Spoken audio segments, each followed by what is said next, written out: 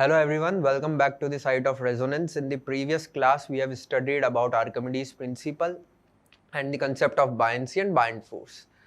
Today we are going to discuss the uses of Archimedes' principle and the topic density and relative density. Density is something that we are using since the beginning of this chapter, but I haven't defined density till yet. Today we will going to define density. Density is something that you know from the knowledge of your previous classes. That's why I haven't told you about the density, but we are using it since the beginning of this chapter. So let's define density, what density actually means. So beginning with density,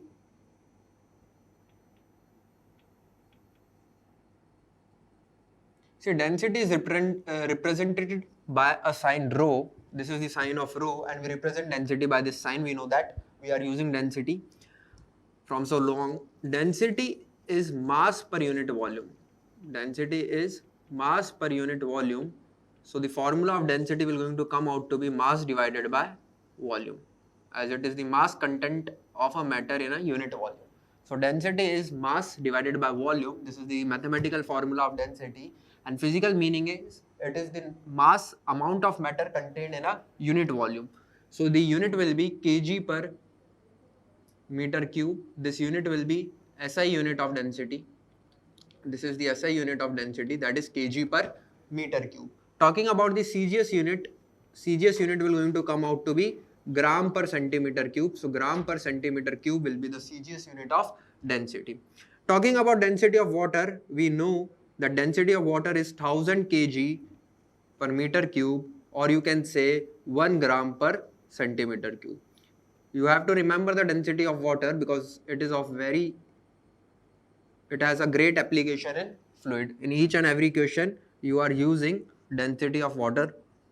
So you have to remember this density of water by heart. Talking about density of mercury, mercury is again a very important fluid as it is used in many questions. So density of mercury, it is 13600 kg per meter cube. So this is the density of mercury. And talking about density of mercury in CGS unit, it will going to come out to be 13.6 gram per centimeter cube.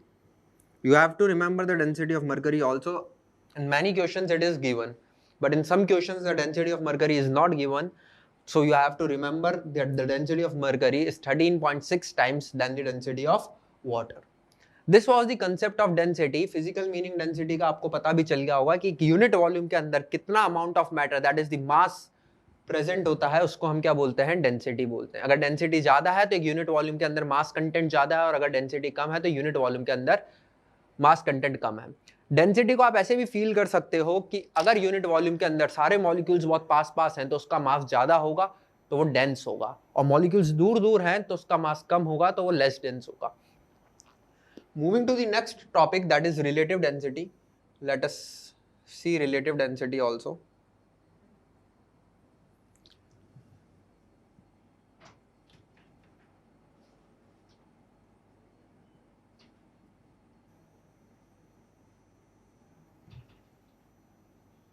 As the name suggests, relative density means यहाँ पर एक relative concept लगेगा. हम किसी के comparison में बात करेंगे तो relative density होती क्या है? Relative density is equals to, हम जिस भी substance के relative density निकाल रहे हैं उसकी density, that is the density of the substance divided by density of water, that is H2O, density of water at 4 degrees Celsius. तो रिलेटिव डेंसिटी क्या होती है? रिलेटिव डेंसिटी होती है डेंसिटी ऑफ सब्सटेंस, जिस भी सब्सटेंस की हम रिलेटिव डेंसिटी निकाल रहे हैं, divided by density of water at 4 degree Celsius. यहाँ पे क्वेश्चन अराइज होता है कि मैंने 4 डिग्री सेल्सियस ही क्यों लिया? Why I have taken this 4 degree Celsius only, a fixed temperature? Why I am taking density of water at a fixed temperature? Because water has an behavior in which its density varies with temperature. वो तो हर की density vary करती है temperature के साथ, लेकिन इसके अंदर कुछ अलग बात है. इसकी डेंसिटी मैक्सिमम होती है 4 डिग्री सेल्सियस पे. अगर आप 4 डिग्री से आगे जाओगे तो डेंसिटी कम होगी, और पीछे जाओगे मतलब 3, 2, 1 पीछे भी जाओगे तो भी डेंसिटी कम होगी. वरना आपको पता है डेंसिटी टेम्परेचर बढ़ाने पर कम होती है और कम करने पर ज्यादा होती है, लेकिन यहाँ पर 4 डिग्री के से बढ़ाओगे तो डेंसिटी कम होगी, और 4 डिग्री से कम करोगे तो भी डेंसिटी कम होगी. इसलिए एक स्पेशल टाइप का फ्लूइड है वाटर जो ऐसी प्रॉपर्टी शो करता है, इसलिए हमने जो डेंसिटी ली है वो इसकी मैक्सिमम ली है जो कि 4 डिग्री सेल्सियस पे होती है। और कितनी होती है? That is this 1000 kg per metre cube. This is the density at 4 degree Celsius. तो हमने जो यहाँ डेंसिटी ली है वो कहाँ पे ली है? 4 डिग्री सेल्सियस पे। इसका टेम्परेचर कम करने पर भी इसकी डेंसिटी बढ़ जाती है। अगर आप 4 से कम करोगे तो डेंसिटी क्या होगी? सॉरी, कम हो जाएगी। कम करने पर भी डेंसिटी क्या हो जाएगी? कम हो जाएगी। और बढ़ाने पे टेम्परेचर भी डेंसिटी कम हो जाएगी। यही कारण है कि आइस वाटर के ऊपर फ्लोट करता है। This is the only reason why ice floats on water, because density of ice is less than density of water, because as you are decreasing temperature from 4 to 3 to 1 0 -1 -2 and so on, the density decreases. The density decreases. की density यहाँ पर maximum होती है. That is why I have taken 4 degree Celsius.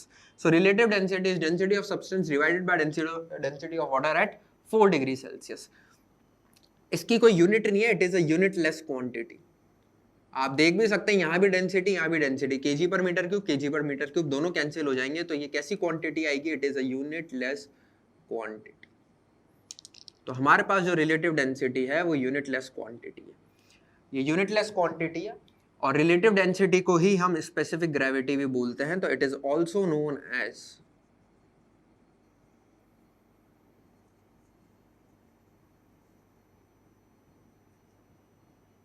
Specific gravity. This is also known as specific gravity. तो अगर question के अंदर relative density या स्पेसिफिक ग्रेविटी दी है तो बात एक ही है, density of that substance divided by density of water. तो अगर मैं बात करूं, मुझे रिलेटिव डेंसिटी देखनी है, किसकी देखनी है? मुझे रिलेटिव डेंसिटी निकालनी है मरकरी की. किसकी निकालनी है? मुझे रिलेटिव डेंसिटी मरकरी की निकालनी है. तो मैं लिखूंगा density of mercury divided by density of water. कहां पर? 4 डिग्री सेल्सियस पर. डेंसिटी ऑफ मरकरी होती है 13600. ये याद रखना, दोनों डेंसिटी को एक ही यूनिट में लेना है. या तो आप ऐसा यूनिट में लो या दोनों को सीजीएस यूनिट में लो. मैं यहाँ पे ऐसा यूनिट में ले रहा हूँ. तो 13600 divided by 1000 kg per metre cube divided by kg per metre cube. तो आप देख सकते हैं कि ये और ये कैंसिल हो गया, तो ये यूनिटलेस क्वांटिटी आई. और कितनी आई? 13.6. अब फिजिकल सिग्निफिकेंस क्या होगा रिलेटिव डेंसिटी का? आपने देखा मरकरी की जो रिलेटिव डेंसिटी आई वो आई 13.6. मतलब mercury is heavier, the same volume of mercury as that of water is heavier by water 13.6 times. So अगर मैं सेम वॉल्यूम की बात करूं तो रिलेटिव डेंसिटी ये बताता है कि पानी के कंपैरिजन में वो सब्सटेंस उसी वॉल्यूम का जितना मैंने वाटर लिया है कितना ज्यादा हैवी होगा या लाइट होगा. किसके कंपैरिजन में? वाटर के कंपैरिजन में. मतलब अगर मैं सेम वॉल्यूम लूं किसका? मरकरी और वाटर का, तो मरकरी का जो लिक्विड है वो 13.6 टाइम्स हैवियर होगा किससे? वाटर के. याद रखना वॉल्यूम सेम लिया है. किसका? मरकरी और वाटर का. तो जो मरकरी होगा वो 13.6 हैवियर होगा किससे? वाटर से. This is what physical significance of relative density is.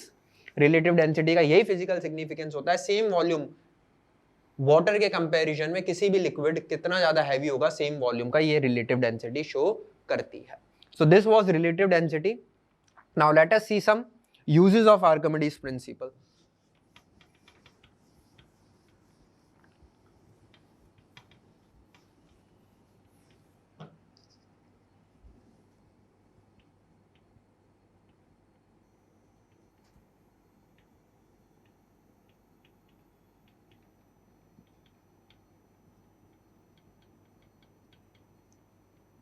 हम आर्किमिडीज प्रिंसिपल पढ़ चुके हैं. आज हम उनका यूजेस देखेंगे कि आर्किमिडीज प्रिंसिपल का यूज कहाँ है. प्रैक्टिकल यूज आर्किमिडीज प्रिंसिपल का बहुत जगह, जैसे कि लेक्टोमीटर के अंदर इसका यूज है, प्योरिटी ऑफ वाटर टेस्ट करता है. इसका यूज एक और जगह है डिजाइनिंग ऑफ शिप्स. जब हम शिप डिजाइन करते हैं तो उसकी designing according to the Archimedes principle करते हैं ताकि वो फ्लोट होकर आराम से चले without sinking down. Purity of milk अगर मुझे जाननी है तो उसका यूज लेक्टोमीटर्स में आएगा. और इसको हाइड्रोमीटर्स में भी यूज करते हैं जहां से हम density of any liquid find कर सकते हैं. सो इसका बहुत बड़ी practical application. It has vast application Archimedes principal. हम यहाँ पे ये मैंने कुछ एप्लीकेशंस आपको बताई ओरली. अब 2 एप्लीकेशन में आपको जो कि मैथमेटिकल प्रैक्टिकली भी है और मैथमेटिकली कैसे आया वो मैं आपको बताता हूँ. पहली चीज हम डेंसिटी ऑफ सॉलिड कैलकुलेट करेंगे. क्या कैलकुलेट करेंगे? With the help of Archimedes principle I will going to calculate the relative density of solid.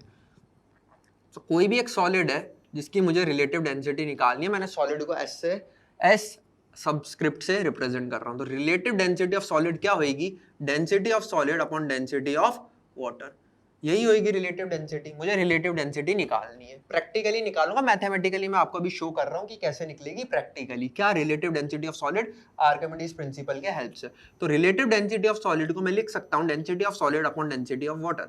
अच्छा, डेंसिटी ऑफ सॉलिड को क्या मैं लिख सकता हूं? क्या लिख सकता हूं मैं डेंसिटी ऑफ सॉलिड को? Mass divided by volume. तो mass of solid divided by volume, तो यहां आ जाएगा mass of liquid divided by volume. मैंने सॉलिड और वाटर का सेम वॉल्यूम लिया है। मैंने सॉलिड और वाटर का क्या लिया है? Same volume. जितने वॉल्यूम का सॉलिड है उतने वॉल्यूम का क्या लिया है मैंने? वाटर भी लिया है। ठीक है, तो यहां से वॉल्यूम और वॉल्यूम कैंसिल आउट हो गया, तो मेरे पास ये बचा ms by m of water. ठीक है, अच्छा मैं दोनों ऊपर और नीचे न्यूमरेटर और डिनोमिनेटर को g से मल्टीप्लाई कर दूं तो मेरे हिसाब से आ जाएगा wait of solid divided by weight of water. Wait of solid divided by weight of water. तो मेरे पास जो रिलेटिव डेंसिटी आई किसकी? सॉलिड की, वो I wait of solid divided by weight of water. अगर मैं चाहूं तो मैं इसको ऐसे भी लिख सकता हूं, वेट ऑफ सॉलिड और वेट ऑफ वाटर। देखो अगर मैं, ये मेरे पास वाटर है, दिस इज माय वाटर, मैं ये सॉलिड अगर इसके अंदर पूरा डिप कर दूं, मैं ये सॉलिड इसके अंदर अगर पूरा डिप कर दूं कुछ इस तरीके से, तो इसका वॉल्यूम और जो वाटर का डिस्प्लेस्ड वॉल्यूम है वो दोनों क्या हो जाएंगे? बराबर हो जाएंगे। जो सॉलिड का वॉल्यूम है और जो वाटर डिस्प्लेस्ड हुआ है उसका वॉल्यूम क्या हो जाएंगे? बराबर हो जाएंगे। और जो वेट है, weight of water displaced, weight of water displaced, ये किसके बराबर होता है? बाइंड फोर्स के बराबर। किसके बराबर होता है? बाइंड फोर्स के बराबर। और इसी को बोलता हूं मैं लॉस इन वेट। यही किसके बराबर होता है? लॉस इन वेट के बराबर। आप समझना, यहां तक आपको सब कुछ समझ में आ गया। अब आप देखना मैं क्या कर रहा हूं।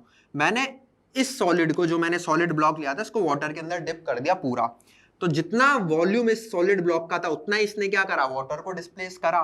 तो मतलब इसका वॉल्यूम और डिस्प्लेस्ड वाटर का वॉल्यूम सेम आ गया। तो जो वेट है वाटर डिस्प्लेस्ड का वो क्या होता है? आर्किमिडीज प्रिंसिपल से बाइंड फोर्स के बराबर। और वही किसके बराबर होता है? लॉस इन वेट के बराबर। तो मैं वेट ऑफ वाटर, वो वाटर का वेट जिसका वॉल्यूम सेम है, तो वो वेट ऑफ वाटर डिस्प्लेस्ड यहाँ पे उतना ही वॉल्यूम डिस्प्लेस करा है इसने जितना सॉलिड का। तो वेट ऑफ वाटर डिस्प्लेस्ड को क्या लिख सकता हूं मैं? बाइंड फोर्स लिख सकता हूं। तो यहां पर मैंने इसको बाइंड फोर्स लिख लिया। क्या लिख लिया? बाइंड फोर्स, जो कि कुछ नहीं होता, वो लॉस इन वेट के बराबर होता है। किसके बराबर होता है? Buoyant force loss in weight के बराबर। तो मेरे पास जो रिलेटिव डेंसिटी आ रही है वो कुछ ऐसा आ रही है, weight of solid divided by loss in weight. अब मानो सॉलिड का वेट एयर के अंदर था W1 और वाटर के अंदर इसका वेट था W2, तो लॉस इन वेट कितना हुआ? W1 minus W2। तो रिलेटिव डेंसिटी मेरे पास निकल कर आ गई W1 divided by W1 minus W2। वापस समझे मैंने क्या करा? मुझे रिलेटिव डेंसिटी निकालनी थी एक सॉलिड की, तो मैंने उसको लिखा density of solid upon density of water, जो मुझे बेसिक फॉर्मूले से यहाँ से पता था। इसको लिख दिया मास divided by volume, mass divided by volume. लेकिन मैंने यहाँ एक चीज करी, मैंने दोनों का वॉल्यूम सेम लिया। वाटर का उतना ही वॉल्यूम लिया जितना इस सॉलिड का वॉल्यूम था, वीवी। तो वीवी कैंसिल हो गया, आ गया मास of solid upon mass of water. Mass of solid into mass of divided by mass of water को मैंने न्यूमरेटर और डिनोमिनेटर को जी से मल्टीप्लाई करा, तो ये wait of solid upon weight of water बन गया। वेट ऑफ सॉलिड तो ऐसा ही रहा, वेट ऑफ वाटर मुझे निकालना था, तो मैंने क्या करा? मैंने इस सॉलिड को पूरा सबमर्ज कर दिया किसमें? वाटर में। तो इसने जितना वॉल्यूम डिस्प्लेस करा होगा वाटर का, उसका मैं वेट किसके बराबर आता है? बायंसी के बराबर आता है, बाइंड फोर्स के बराबर आता है। आर्किमिडीज प्रिंसिपल ने बताया था। तो जैसे ही मैंने इसको डिप करा तो इसने जितना वाटर डिस्प्लेस करा, कितना वाटर डिस्प्लेस करा? अपने वॉल्यूम के बराबर। तो जो उसका वेट होगा उस वाटर का जो उसने डिस्प्लेस करा है, देखो वॉल्यूम सेम है क्योंकि पूरा सबमर्ज कर दिया है, तो वो किसके बराबर आएगा? बाइंड फोर्स के बराबर। बाइंड फोर्स क्या होता है? Loss in weight. तो उसको लिख दिया मैंने loss in weight. Loss in weight मैंने कैसे कैलकुलेट करा? पहले मैंने इसको स्प्रिंग बैलेंस से लटकाया एयर में, तो जो रीडिंग आई वो आई W1। फिर मैंने इसको बीकर के अंदर डिप कर दिया फुल्ली सबमर्ज्ड, और फिर स्प्रिंग बैलेंस की रीडिंग ली, तो वो आई W2। तो W1 माइनस W2 क्या है? मेरे पास लॉस इन वेट है, और W1 मेरे पास वेट इन एयर है तो रिलेटिव डेंसिटी आ गई प्रैक्टिकली। एक बार एयर में आपने हैंग करा स्प्रिंग बैलेंस से तो रीडिंग W1 थी, वाटर के अंदर पूरा डिप करके रीडिंग ली तो W2 थी, तो W1 divided by W1 minus W2 मेरे पास क्या आ गई, रिलेटिव डेंसिटी निकल कर आ गई। This is the use of Archimedes principal. मैंने रिलेटिव डेंसिटी निकाल ली एक सॉलिड की practically by use of spring balance. Okay, the second use is calculating the relative density of a liquid. अब मैं एक लिक्विड की रिलेटिव डेंसिटी कैलकुलेट करूंगा। ये फर्स्ट जो मैंने करी थी इट वाज ऑफ सॉलिड। अब जो मैं सेकंड करने वाला हूं that is of a liquid. See relative density किसी भी एक लिक्विड की जिसको मेरे को कैलकुलेट करनी है उसको मैं लिख सकता हूं rho L by rho of water. ये करने से पहले मैं आपको एक चीज बताता हूं मैं क्या करूंगा। मैंने एक सॉलिड, कोई भी एक सॉलिड बॉक्स लिया है और मैंने इसको एक बार डिप करा है वाटर के अंदर, कंप्लीट सबमर्ज करा है वाटर के अंदर। ये एक ऐसा ब्लॉक है जो कि कंप्लीट सबमर्ज हो सकता है वाटर में भी और कंप्लीट सबमर्ज होकर फ्लोट कर सकता है इस लिक्विड में भी। मैंने ऐसा ही कुछ ब्लॉक लिया है। इसकी रीडिंग एयर में थी, इन एयर इसका जो वेट था वो था W1। H2O के अंदर इसका वेट आया W2 और लिक्विड में इसका वेट आया है W3। These are the respective weight of this block in air, water and liquid। तो ये मैंने प्रैक्टिकली निकाल लिया। इसको पहले हैंग करा स्प्रिंग बैलेंस से एयर में तो रीडिंग आई W1, फिर इसको H2O में हैंग करा तो रीडिंग आई W2 और फिर इसको एक लिक्विड में जिसकी मुझे रिलेटिव डेंसिटी निकालनी है उसके अंदर डालकर हैंग करा तो इसकी reading I W3। These are the readings of weight respectively in air, H2O and liquid। Now see, वापस वही बात, रो एल को मैं क्या लिख सकता हूं, मास divided by mass of liquid divided by volume of liquid. और रो H2O को क्या लिख सकता हूं मैं, mass of H2O divided by volume of H2। अब मैं वापस दोनों की सेम वॉल्यूम लूंगा तो ये वॉल्यूम को मैं केवल V से रिप्रेजेंट कर सकता हूं। जितनी लिक्विड की मैंने वॉल्यूम ली है उतनी वॉल्यूम मैंने किसकी ली है, वाटर की ली है। तो ये क्या बन जाएगा, mass of liquid divided by mass of H2O of same volume. ये आगे रिलेटिव डेंसिटी, इसको लिख सकता हूँ wait of liquid divided by weight of H2 multiplying by G on both side. अगर मैं दोनों साइड G से मल्टीप्लाई कर दूं, ऊपर भी और नीचे भी, न्यूमरेटर में भी और डिनोमिनेटर में भी, तो वेट बन जाएगा। सेम प्रोसेस करा है जो यहाँ करा था वही यहाँ करा है। अब देखें वेट ऑफ लिक्विड को मैं कैसे लिख सकता हूँ। सेम वॉल्यूम चाहिए मुझे लिक्विड की, तो मैंने क्या करा, इसको डिप करा किसमें, लिक्विड में। जब मैंने इसको लिक्विड में डिप करा, ये कोई लिक्विड है, मैं आपको अलग कलर के मार्कर से दिखाऊंगा, ये लिक्विड है, रेड वाला लिक्विड है और ब्लू वाला वाटर होगा। तो जब मैंने इस ब्लॉक को कंप्लीट डिप करा तो इसने कितना वॉल्यूम डिस्प्लेस करा होगा लिक्विड का, खुद के बराबर, खुद के वॉल्यूम के बराबर। तो V वॉल्यूम, कितना वॉल्यूम ले रखा है मैंने इस ब्लॉक का, V वॉल्यूम। तो V वॉल्यूम का लिक्विड को इसने डिस्प्लेस करा होगा और उसका वेट किसके बराबर आया होगा, इस लिक्विड का weight, weight of liquid displaced buoyant force के बराबर, जो कि क्या होता है, लॉस इन वेट।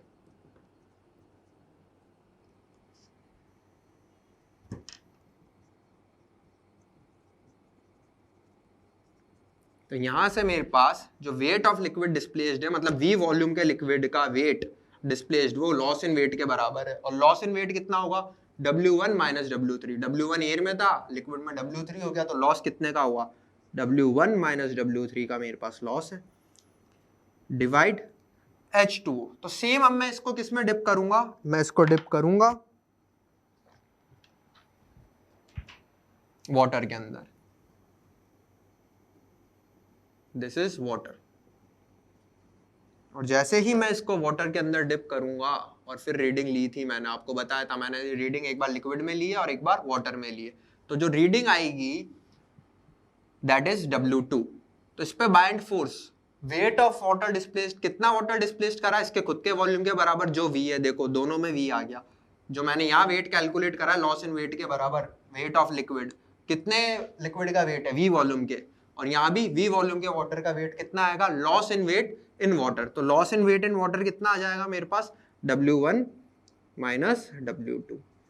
तो ये सब मैंने प्रैक्टिकली निकाले थे और with the help of Archimedes principal मेरे को ये नॉलेज मिली थी और इस नॉलेज से मैंने क्या कैलकुलेट कर ली, रिलेटिव डेंसिटी एक लिक्विड की। I have calculated the relative density of liquid practically हम ऐसे कैलकुलेट करते हैं रिलेटिव डेंसिटी, लिक्विड की भी कैलकुलेट हो गई और इधर रिलेटिव डेंसिटी एक सॉलिड की भी कैलकुलेट हो गई। इसके अलावा लैक्टोमीटर्स, हाइड्रोमीटर्स और शिप डिजाइन के अंदर आर्किमिडीज प्रिंसिपल का बहुत वास्ट एप्लीकेशन पार्ट है।